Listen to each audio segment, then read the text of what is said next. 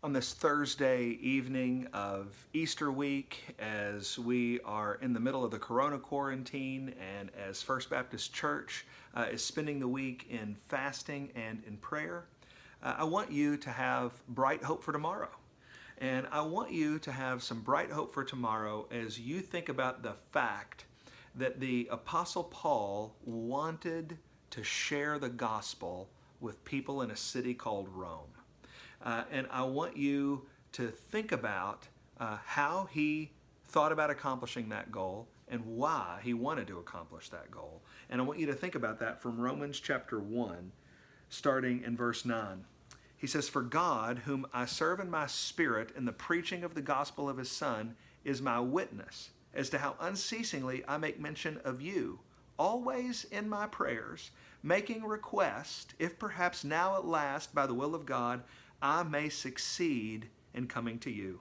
For I long to see you, so that I may impart some spiritual gift to you, that you may be established, that is, that I may be encouraged together with you while among you, each of us by the other's faith, both yours and mine. I do not want you to be unaware, brethren, that often I have planned to come to you, and have been prevented so far, so that I may obtain some fruit among you also, even as among the rest of the Gentiles.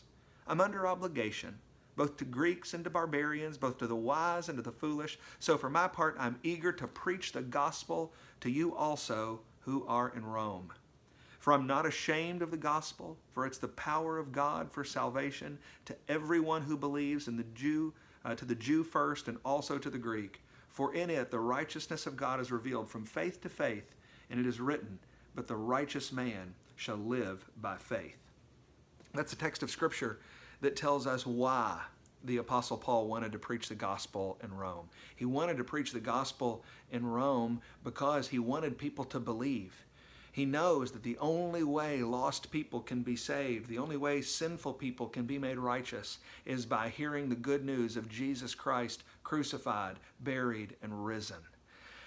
But the text also tells us how he sought to get to Rome, and that is by prayer. He's praying. He says that he's always making prayers, asking God that a way would be made possible at last to come to Rome. He asks God for the opportunity to preach the gospel to the people at Rome. And we know that by the end of Paul's life, God had answered his prayer, and he was able to preach the gospel in Rome. On this day of fasting and prayer, you can have bright hope for tomorrow. You need to reach your friends and neighbors with the good news of Jesus Christ. You can do that online and over the phone and through text message.